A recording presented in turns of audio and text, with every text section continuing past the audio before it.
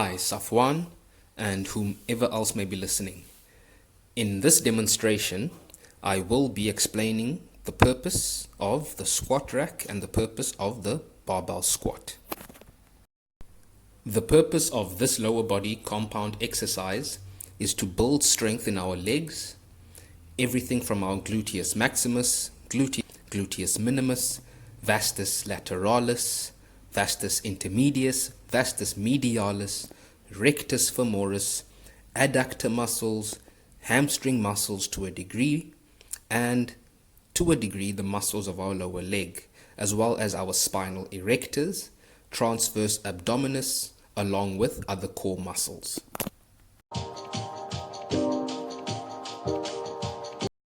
The purpose of the squat rack is to allow one to squat safely, whether alone or with a partner, under the weight of a barbell. To set up the squat rack, you would adjust the safety arms to your desired height, then place the bar on the J hooks. Then add your desired weight evenly on each side of the barbell, along with your safety clips, and you're good to go. To start, step under the bar and allow the bar to rest on your upper or mid trapezius muscles. Then grip the bar firmly and step out into space away from the J hooks. 3 safety aspects. 1. For safety, if you're a beginner, you must squat in a squat rack with safety arms. 2. Use a weight that isn't too heavy to lift that will compromise form and risk injury. 3. Grip the bar firmly even though it is balancing on you. This will both help you brace your core and create internal abdominal pressure and ensure the bar does not drop behind you. We begin the squat safe execution by firstly creating a firm, stable foundation. Place your feet either directly underneath your shoulders or just outside shoulder width. Secondly, brace your core, keep your eyes forward and head forward or slightly below the horizon, as well as your back straight. Thirdly, begin to hinge at your hips first by sticking your butt back.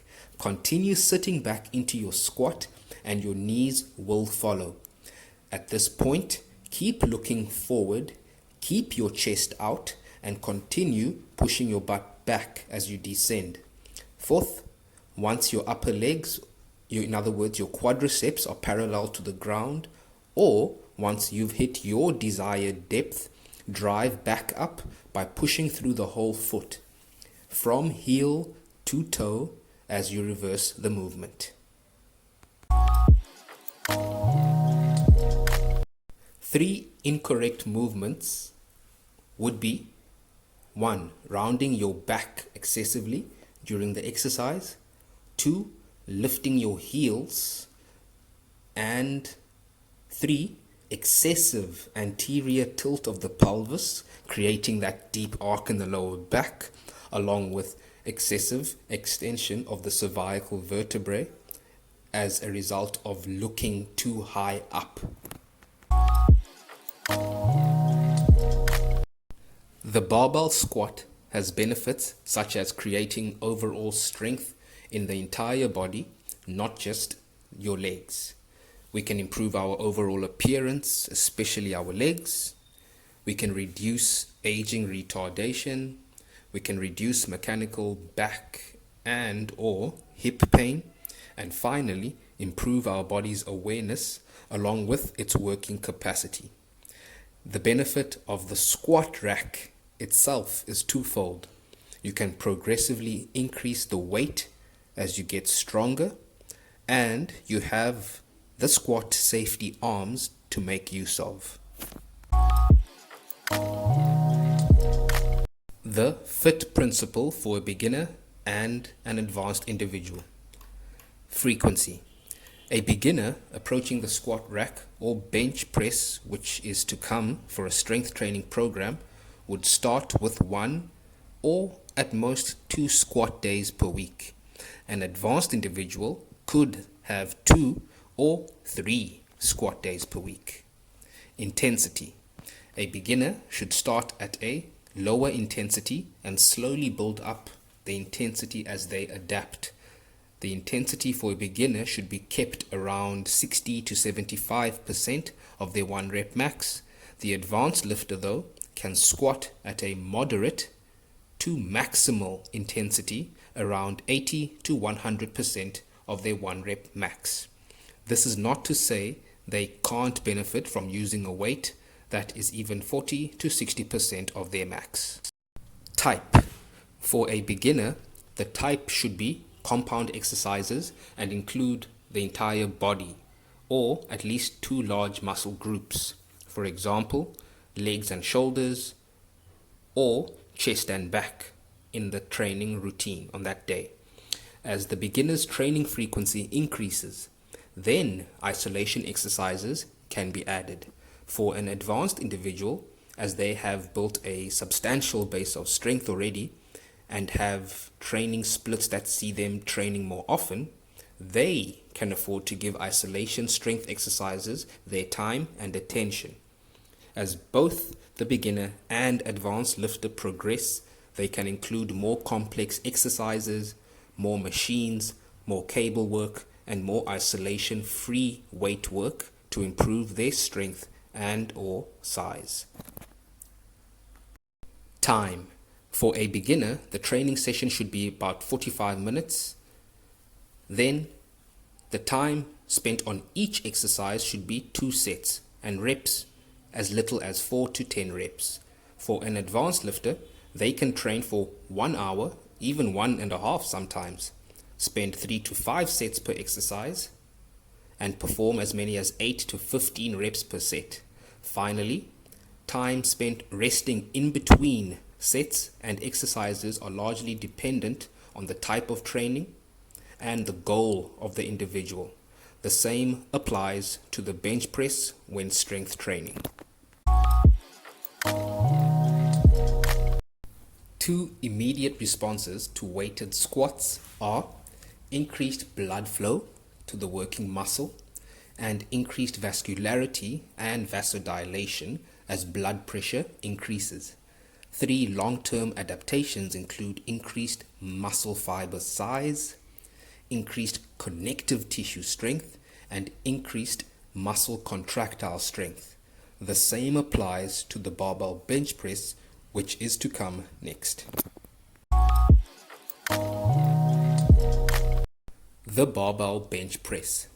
The purpose of this upper body compound exercise is to build strength in our upper body. Everything from our pectoralis major and minor muscles, anterior deltoids and triceps, as well as our serratus anterior to a degree. The purpose of the bench rack or bench press rack is to allow one to bench press. With a full rack or a squat rack, you can bench safely, whether alone or with a partner, under the weight of the barbell.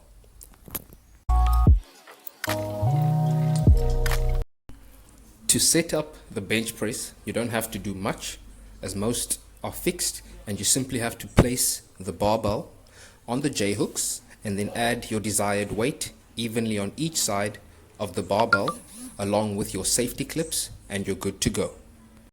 The starting position begins by lying down under the barbell on the bench. Squeeze your shoulder blades back together and latissimus dorsi down. Set your grip anywhere just outside of shoulder width or shoulder width. Brace and unrack. In other words, lift the bar off the hooks and you're ready. For safety, if you are a beginner, you must barbell bench press in a rack with safety arms so as to catch and hold the bar in case of failure at the bottom of the bench press, or simply use a manageable weight or use a spotter. Start off by using just the bar to warm up and ease into the exercise. Grip the bar firmly with thumbs holding the bar. If you're experienced, your thumbs can go over the bar. Once you have braced, take a deep breath and unrack the barbell. Then, in a slow, controlled manner, breathe in as you lower the bar on the eccentric. Control the bar to your lower chest or the lowest part of your sternum. As you lightly touch this area, ensure your forearms are perpendicular to the ground. Then, with your feet firmly grounded, glutes firmly squeezed, and core braced, push or press the barbell up while remembering to breathe out explosively towards the upper half of the concentric phase as you complete each repetition. 3 incorrect techniques or movements would be flaring your elbows out as you lower the bar, meaning your latissimus dorsi aren't contracted down, relatively adducted during the exercise. 2. Lowering the bar to your clavicles instead of to your lower chest area or lower sternum. And finally, not using proper range of motion in the exercise, both at the bottom and at the top of the bench press. The barbell bench press has benefits such as creating overall strength in the upper body, especially the pushing muscles of the upper body, namely your pectorals, anterior deltoids, and triceps. We can reduce risk of injury, whether in sport or daily life. We can reduce aging retardation, and finally improve our body's awareness along with our working capacity. The benefit of the bench rack, like the squat rack, is twofold. If done in a full rack or squat rack, you can progressively increase the weight as you get stronger, and you have squat safety arms to make use of to catch the barbell at the bottom when you fail. The purpose of speed and power training is to improve these components of fitness and perform better at a relevant skill or sport. For example, a soccer or rugby player sprinting faster, quicker, even a swimmer as they paddle rapidly with more force and power. The difference between speed and power are that power not only measures how quickly it takes for an individual to cover a distance, but how forcefully one moves with speed, or how forceful one can move an object with speed. Sprinter lunges begin by standing and getting ready to lunge forward. Make sure you are properly warmed up with a dynamic stretch before doing these, as the movements will be very quick and we don't want to risk any injury. Sprinter lunges are performed by slowly lunging forward and then, as quickly as possible, driving the back leg up towards the sky. Use your arms to drive with force through the full range of motion too, and drive back up with as much speed as possible, but when you lunge down, do it in a controlled, relatively slow manner. 3 incorrect techniques would be not driving your knees high enough. Another would be not using your arms to assist in your drive up. And finally, not using as much speed and power as you can muster through the actual sprinter lunges. The benefits of speed training include increased speed, I suppose that one goes without saying, increased acceleration, increased agility, and some spillover benefits to power too. Now, these advantages translate directly to performance on the sports field, court, arena, or track. Frequency. A beginner approaching a speed training program would start with 3 days a week. An advanced individual could start training 4 or 5 times a week. Intensity. Whether a beginner or advanced athlete, both should be moving with as much speed as possible, so the intensity when it comes to speed needs to be high to elicit an adequate adaptation. Type: both beginner and advanced athlete need to work on acceleration speed, maximum speed, speed endurance, and change of direction speed. Time: speed training should be performed at the beginning of a workout, not in a pre-fatigued state. Even through the workout, take time to catch your breath to allow the nervous system to operate best. Then, for a beginner, the training session can be anywhere between 30 minutes to 40 minutes. For an advanced athlete, this can be anywhere between 45 minutes up to an hour.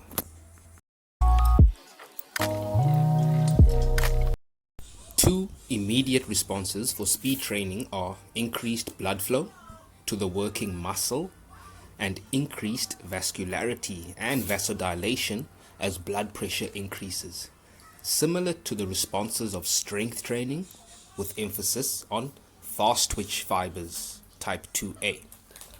Now, 3 long-term adaptations include improved local, general, and specific neuromuscular coordination, accelerated neuromuscular firing, and entrenched muscle patterning. Basically meaning a better ability for that mind-muscle connection when you sprint. The next speed exercise is the 10-meter sprint. We will start off from a stationary start and won't be reaching maximum speed at all. We are only working on acceleration speed. 3 safety aspects to adhere to before are to warm up properly, but not to a fatigued state, using dynamic stretches, as you will be sprinting at your maximum effort, but do not static stretch. Then sprint in comfortable trainers and not barefoot. And finally, do a few runs at about 50 to 80% of your maximum effort. When sprinting from a stationary position, your body angle should be around 45 degrees with the ground, as you'll be applying forward force, pushing forward with as much force as possible. The range of motion of your legs should be relatively short, and you should actually think of your legs as pistons driving into the ground and directly back up as quickly and as powerfully as possible. Because of your 45-degree body angle, you will be applying horizontal force as you propel forward. Finally, we want to be powerful and intentional with each arm swing and stride, getting full range of motion as we sprint for 10 meters. The space I used didn't allow for adequate space to slow down past 10 meters, so I slowed down significantly before, whereas you should gradually slow down past the 10-meter mark, rest, catch your breath, and repeat.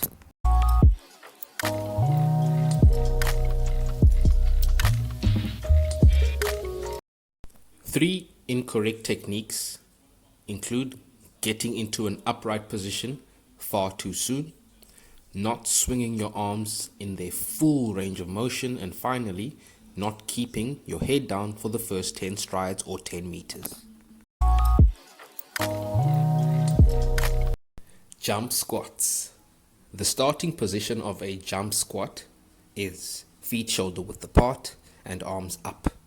Then you squat down while keeping your arms up, and using your arms, drive them back forcefully as you jump up as high as possible, and prepare to absorb the shock of the impact by bending your knees and landing with soft knees straight back into another jump squat.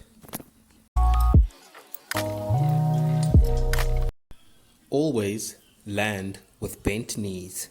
In other words, land with soft knees and not extended knees.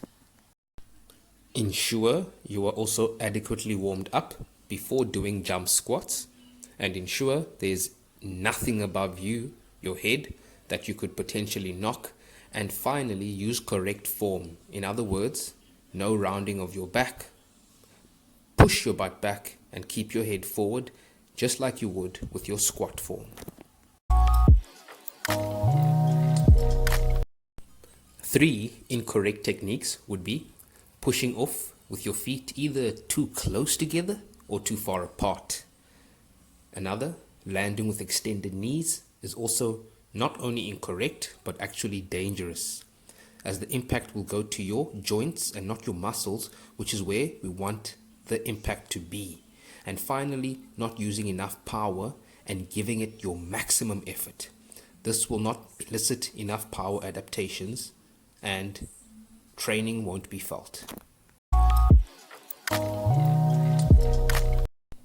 The benefits and advantages of power training include increased specific power capacity, improved overall anticipation of your body's awareness, and improved speed, even though we are focused on a power exercise.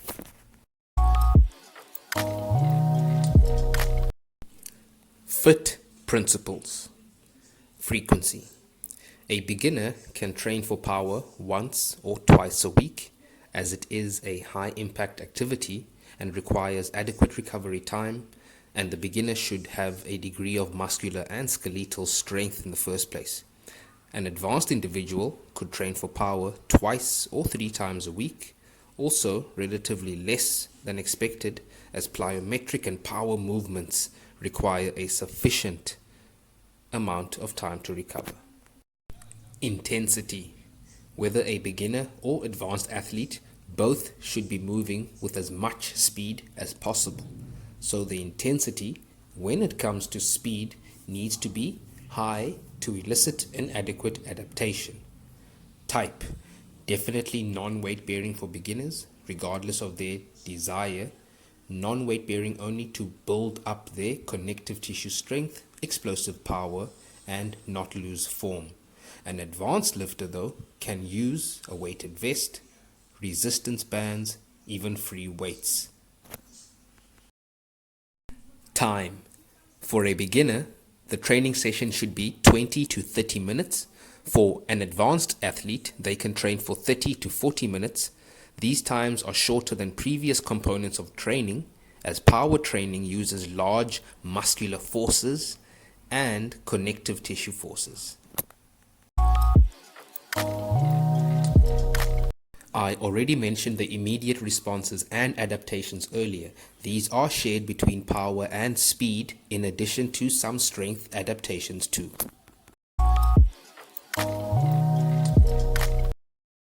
Begin the clap push-up by starting with your flat hands directly underneath your shoulders or just outside your shoulders. Arms fully extended. Place your feet in the starting block position, in other words, feet shoulder width apart, and your body in the plank position.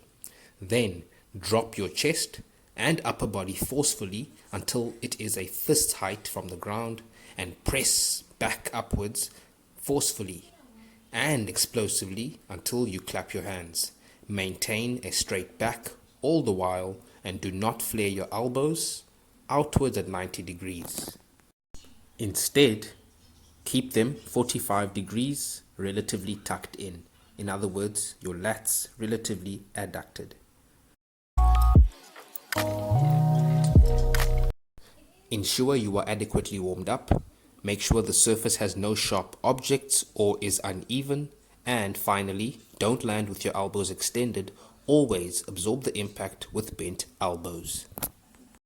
3 incorrect techniques or movements. 1.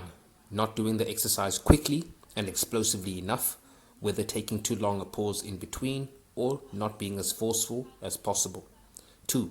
Faulting on form, such as sticking your butt out and hips too high in the air and or flaring your elbows out too far and not keeping your arms relatively adducted. Finally, not using the full range of motion in the exercise is also incorrect.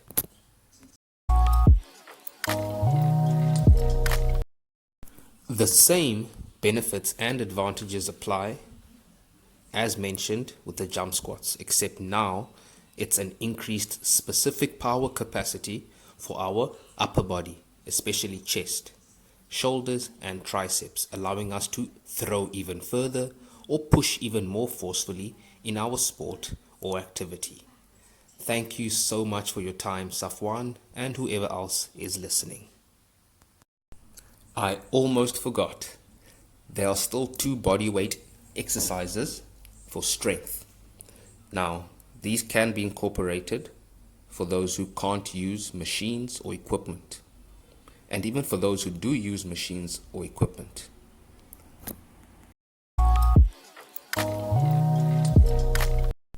The purpose of the standing reverse lunge is to build strength in our legs, just like the squat, the gluteus maximus muscles I mentioned earlier, and all the muscles in the quadriceps too, along with hamstring muscles to a degree. Now, to set up, you don't need apparatus. All you need is a space, not a slippery surface, and you can reverse lunge. Unlike the machines or apparatus, you don't have to warm up too much, but you still do have to warm up. Now, the proper technique is to take a significant step back so that when your front knee is bent, it's not crossing too far over your toe.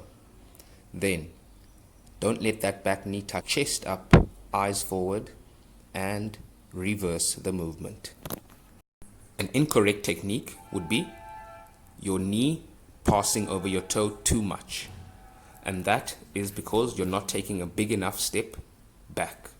Another incorrect technique is not using a big enough range of motion and actually lunging down.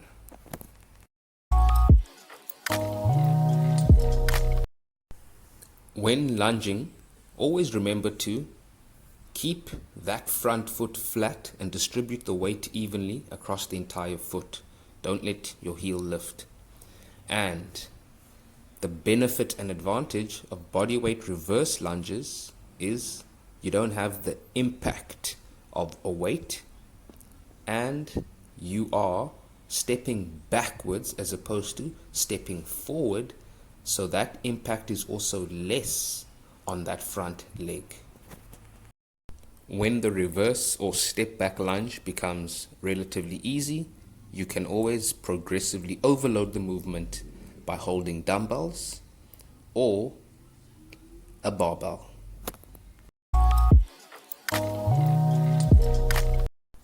The second strength upper body weight exercise I'm going to do is a push-up. Now, with this one, we're going to work our pectoralis major and minor, our deltoid, more anterior, and our triceps. We also work our core muscles to a degree.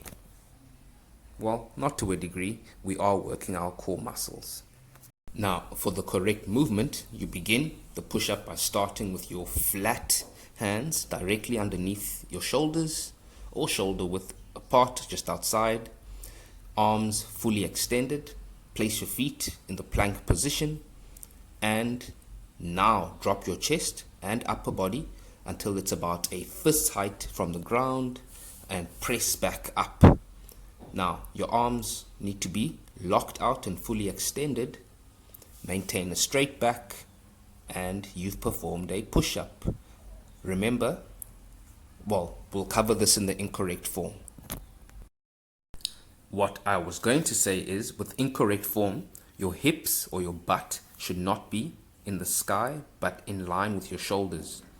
You should not flare out your elbows at 90 degrees, but rather they should be tucked in at about 45 degrees. Another incorrect technique is dropping your hips too much, as they are still not in line with your shoulders. And the final one, which is very common, is not using a full range of motion as you perform the push-up. The same fit principles mentioned with a strength training apparatus apply to the body weight for lunges and push-ups too.